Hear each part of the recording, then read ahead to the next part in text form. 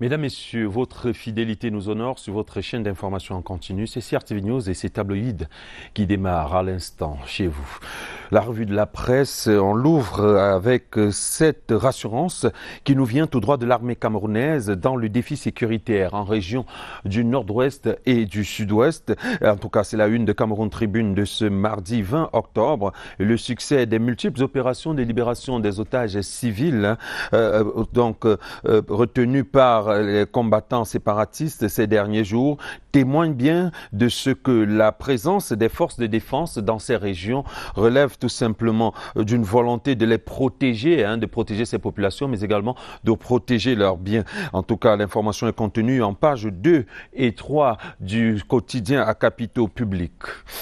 Pas de crédit pour taxer. Ainsi, le quotidien Mutation résume-t-il la position du chef de l'État dans sa une de ce jour au sujet des taxes sur les téléphones et tablettes importés. Le président de la République demande au gouvernement de lui soumettre un préalable un mécanisme plus approprié de recouvrement de cette taxe. Et les analyses et réactions sont à lire en pages 8 et 9 du quotidien Mutation. Sur la même thématique, les téléphones et terminaux. Sur la même thématique, dans des téléphones et terminaux importés, le messager parle de branle-bas autour d'une réforme mornée. Selon le journal, la fuite organisée de la correspondance du secrétaire général à la présidence de la République adressée au Premier ministre, chef du gouvernement, cache mal la bataille des longs couteaux pour le contrôle de la succession du chef de l'État à la tête de la magistrature suprême. Le journal propose d'ailleurs des réactions de la classe politique, mais également de la société civile. C'est à lire en pages 3, 4 et 5 du quotidien Le Messager. Le quotidien Émergence, pour sa part, parle de rétro-pédalage donc du gouvernement au sujet de cet axe sur les téléphones et tablettes. Et au moment où Paul Biya demande de surseoir à la mise en œuvre de la mesure plutôt controversée. C'est à lire en page 5 du journal. Réalité Plus de ce jour nous donne de bonnes nouvelles de la SONACAM où se prépare désormais une assemblée générale prévue pour le 24 octobre prochain. Il sera question entre autres de renouveler les textes fondamentaux de la société et en prélude à cette grande assise, donc le ministre des Arts, des Affaires, des Arts et de la Culture, le MINAC, donc Pierre Ismaël Bidongpat, a présidé une rencontre hier lundi avec les acteurs majeurs afin que les assises du 24 octobre prochain se déroulent sans anicroche et dans la paix. C'est à lire en tout cas en page 10 à 11 de ce journal. Et le même journal qui félicite d'ailleurs la Sonatrel pour les 3 nouveaux transformateurs récemment acquis et qui portent désormais à 6 le nombre de transformateurs donc acquis en 6 mois pour pouvoir améliorer la qualité de l'énergie électrique au Cameroun. Information contenue en page 2 à 5 de Réalité Plus. Le quotidien pour sa part, le quotidien donc journal pour sa part parle de balises de la réussite jetée par le ministre Bidongpat au sujet de cette assemblée générale annoncée à la SONACAM. Et le même thème fait la une de Prospective Nouvelle qui parle d'une nouvelle ère qui s'ouvre à la SONACAM le 24 octobre prochain.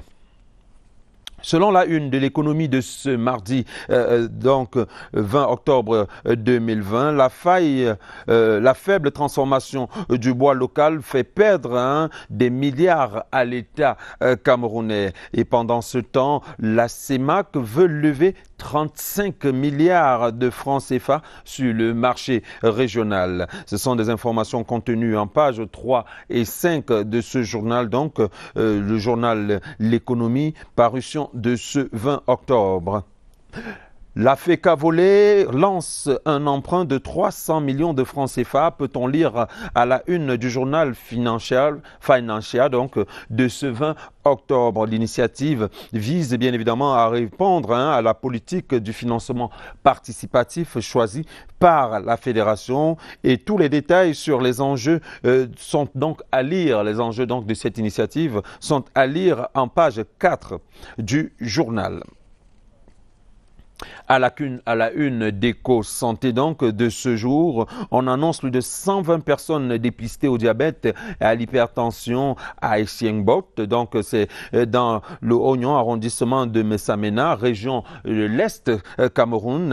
Une activité menée sous l'impulsion du professeur Alexis Njolo, directeur général du Centre international de référence Chantal Biya, le CIRCB. Donc les détails sur cette campagne de dépistage gratuit, donc à lire en pages 6 et 7 du journal Éco-Santé. Terminons donc cette revue de presse avec le quotidien Le Jour qui, pour sa part, revient dans sa une de ce mardi sur le bilan des arrestations lors de la marche du 22 septembre dernier. Donc, le journal parle de 107 militants du MRC donc inculpés au tribunal militaire de Yaoundé. Donc, et ce sont des informations dont vous aurez les détails en page 3 du quotidien bleu Le Jour donc qui, comme les autres, vous pouvez l'avoir en kiosque, bien évidemment, avec toutes ces autres informations détaillées et dont nous aurons également le plaisir de vous faire de détails dans nos prochaines éditions des journaux sur CRTV News. C'était la revue de la presse, c'était Tabloïd. Merci de rester en très belle compagnie de nos programmes sur CRTV News.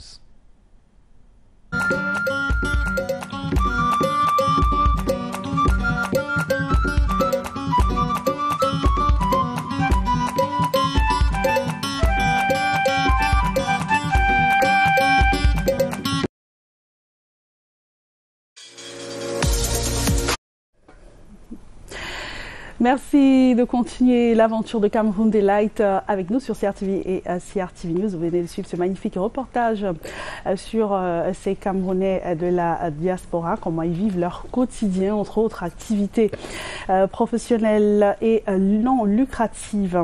Nous allons poursuivre ce programme avec la revue de presse en anglais. Clarence Gay est avec nous. Bonjour. Bonjour, Cathy. Qu'est-ce qui fait la une des journaux ce matin? Well, the head of state, President Paul Biya, has suspended the 33% tax that Cameroonians were due to pay. And of course, we have women who are also making their way in as far as the upcoming regional elections are concerned. And of course, back to school is still making news. C'est une bonne nouvelle pour les consommateurs ou pas?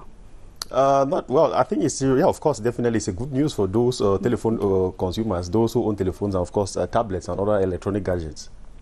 On en saura un peu plus dans la rubrique tabloïd.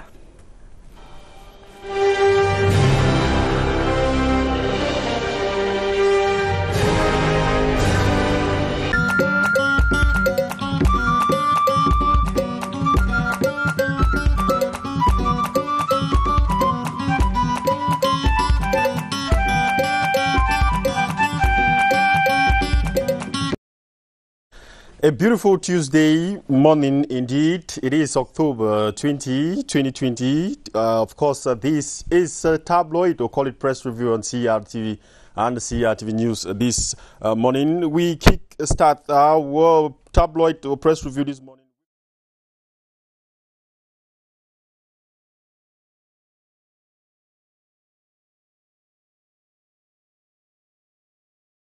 of the women in the race for the December 6 regional elections. This time, the women are stamping their feet in the decision-making process and not simply sitting as passive participants in such a process.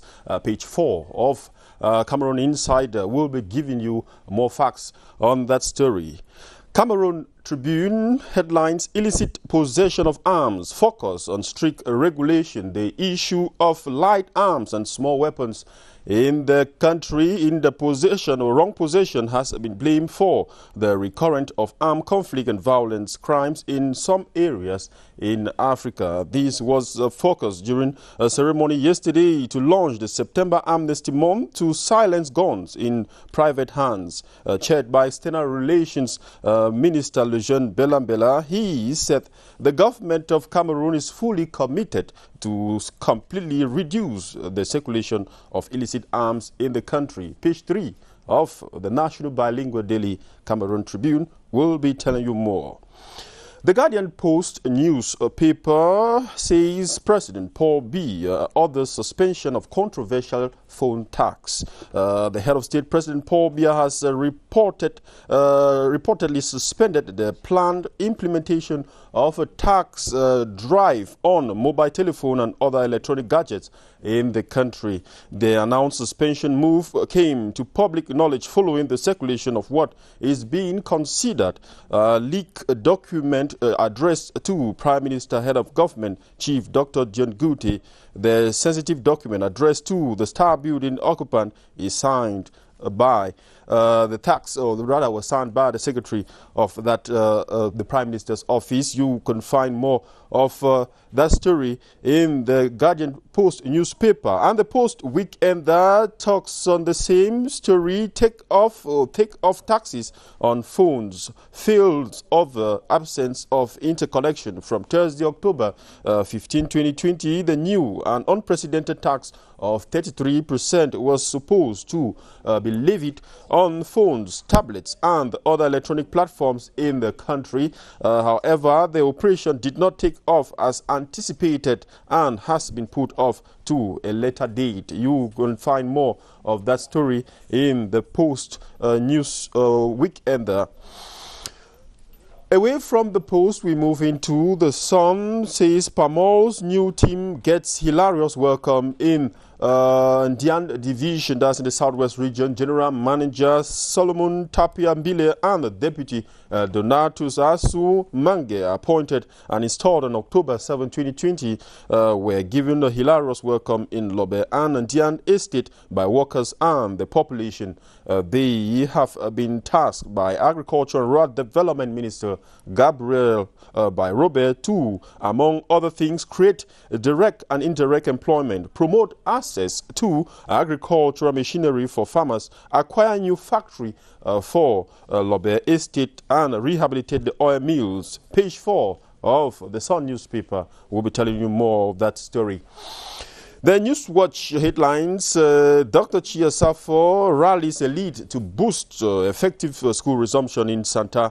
The member of the elite of Santa who doubles as the Secretary General of the National Commission for the Promotion of Bilingualism and Multiculturalism, along other elites of Santa subdivision, have requested school attending children in the 14 villages that make up the subdivision who are still hesitant to join the back to school train.